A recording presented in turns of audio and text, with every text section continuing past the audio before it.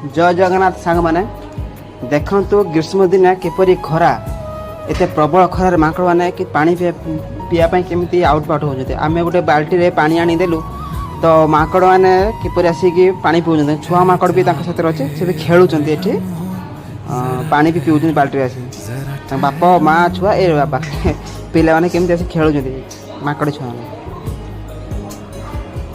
ये बहुत गोटे माकड़ अच्छा से मैंने एमती प्रत्येक दीपर ये आस पानी पीवाई तो आम सब बेले माकड़ मान पानी दूसरी से गोटे अभ्यास हो तो प्रत्येक दिन आसी ये दीपर दिन 2टा टाइम हम तो खरार सेपटे खेली खोल आसी ये बाल्टी आसी पानी पीवती से गच गोटे छोट माकुटे केमती खेलुची उड़ी पड़े सेपटे बहुत गरम तो एत जोर गरम कर आम भी सेमती पानी पी